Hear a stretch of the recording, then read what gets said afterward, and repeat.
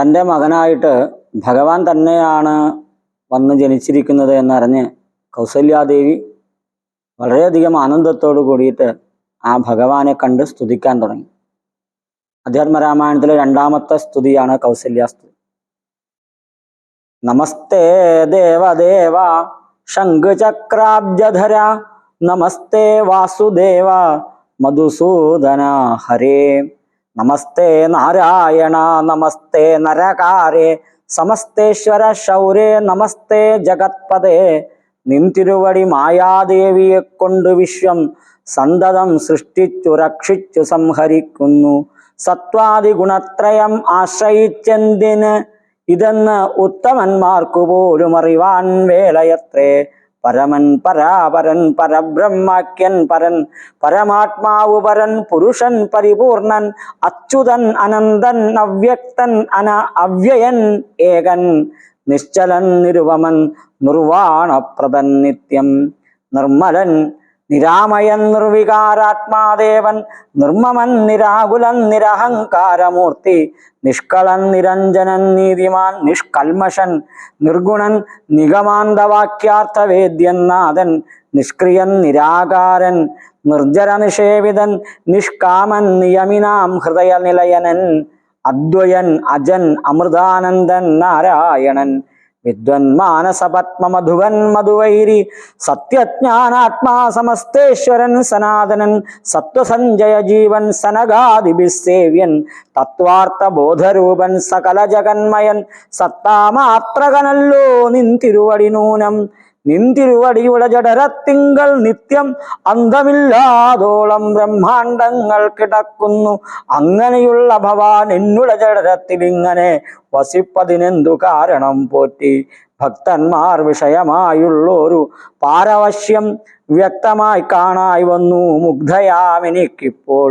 ഭർത്തൃപുത്രാർത്ഥാകുല സംസാര ദുഃഖാംബുധൗ നിത്യവും നിമഗ്നയായി അത്യർത്ഥം ഭ്രമിക്കുന്നേൻ. നിന്നുടെ മഹാമായ തന്നുടെ ബലത്തിനാൽ ഇന്നു നിൻ പാദാംഭോജം കാണാനും യോഗം വന്നു. കാരുണ്യത്താൽ നിത്യമുൾക്കാമ്പിൽ വസിക്കേണം ഈ കാണാകിയ രൂപം ദുഷ്കൃതമൊടുങ്ങുവാൻ. വിശ്വമോഹിനിയായ നിന്നുടെ മഹാമായ വിശ്വേഷാമോഹിപ്പിച്ചീടായികമാം ലക്ഷ്മീപദേ കേവലമലൗകികം വൈഷ്ണവമായ രൂപം ദേവേശ മറയ്ക്കേണം മറ്റുള്ളോർ കാണും മുമ്പേ. ലാളനാശ്ലേഷാദ്യനുരൂപമായുള്ളൊരു ബാലഭാവത്തെ മമ കാട്ടേണം ദയാനിധേ. പുത്രവാത്സല്യ വ്യാജമായൊരു പരിചരണത്താലേ കടക്കേണം ദുഃഖ സംസാരാർണവം. ഭക്തി പൂണ്ടിത്തം വീണു വണങ്ങി സ്തുതിച്ചപ്പോൾ ഭക്തവത്സലൻ പുരുഷോത്തമൻ അരുൾ ചെയ്തു.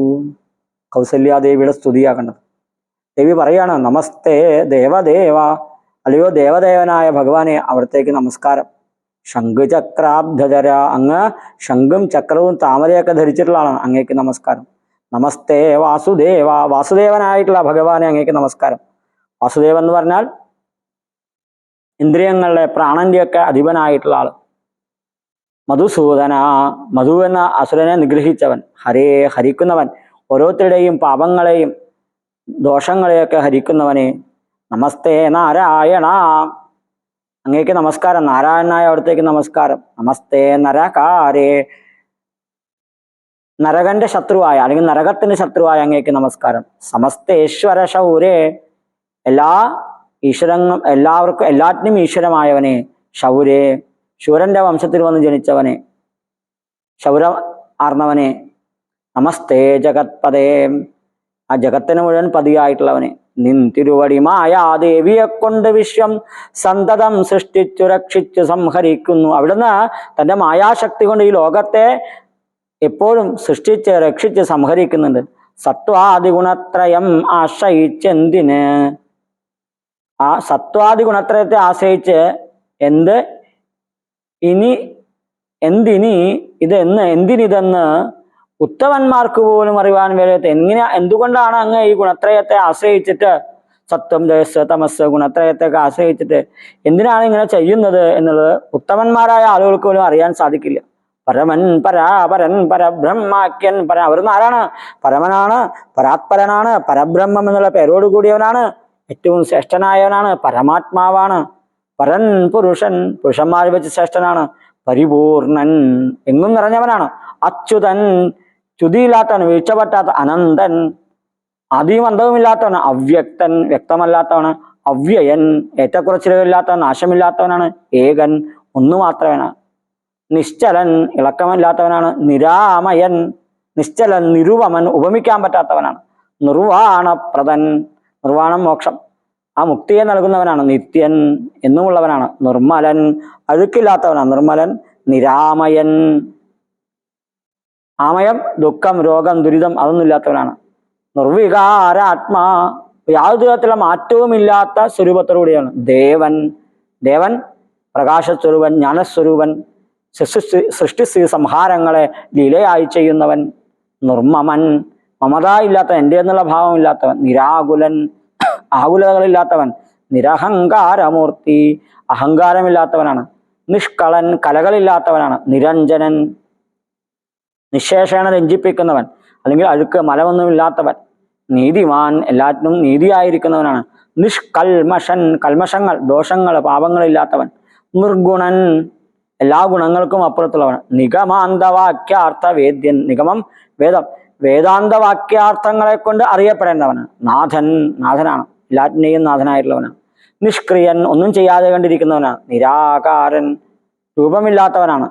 നിർജ്ജര നിഷേവിതൻ, നിർജ്ജരന്മാരെ ദേവന്മാരെ, ജരയില്ലാത്തവർ, ദേവന്മാരാൽ നിഷേവിതൻ, സേവിക്കപ്പെടുന്നവനാണ്. നിഷ്കാമൻ, കാമനകളില്ലാത്തവനാണ്.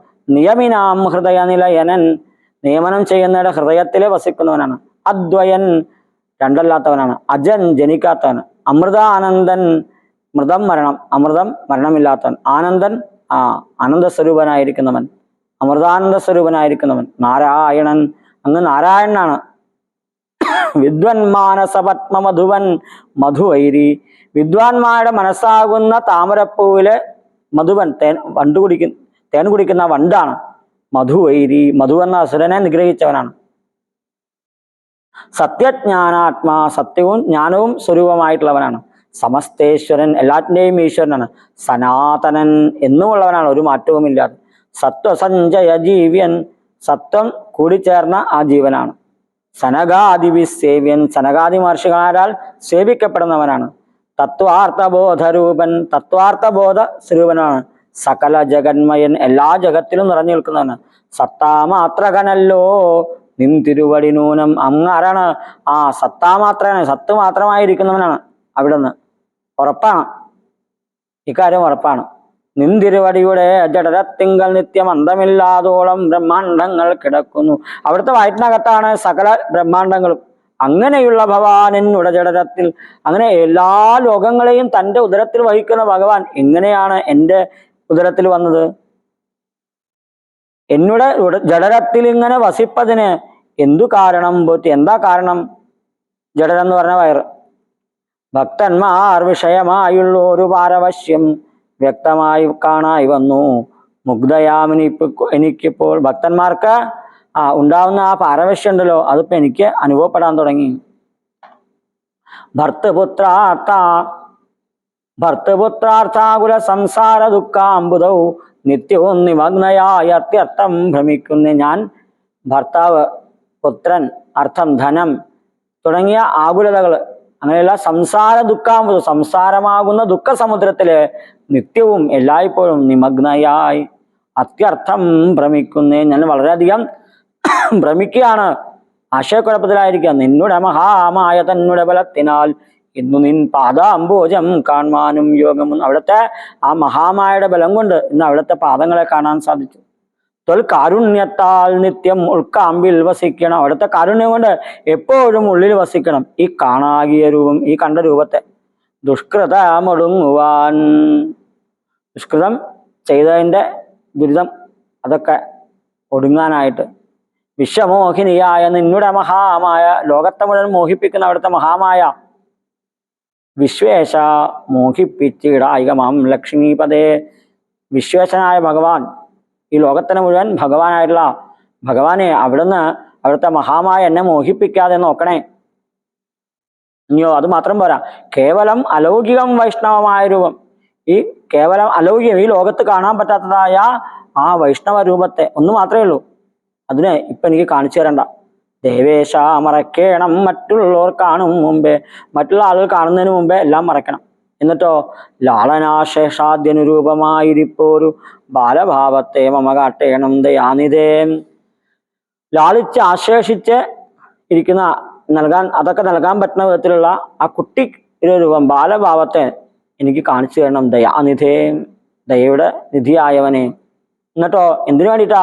പുത്രവാത്സല്യ വ്യാജമായൊരു പരിചരണത്താലേ, ഞാൻ എൻ്റെ മകനെ നോക്കുകയാണെന്നുള്ള വ്യാജമായ രീതിയിൽ അങ്ങനെയുള്ള പരിചരണം കൊടുത്തിട്ട് കടക്കേണം ദുഃഖ സംസാരാർണവം, എനിക്ക് ഈ സംസാര ദുഃഖത്തെ മറികടക്കാൻ സാധിക്കണം. ഇങ്ങനെ ആ കൗസല്യാദേവി ഭഗവാനെ കണ്ട് സ്തുതിച്ചു. ഭഗവാൻ അമ്മയ്ക്ക് നൽകുന്ന മറുപടിയും തുറന്നുള്ള കാര്യങ്ങളൊക്കെയാണ് ഇനി വരുന്ന ഭാഗത്ത്.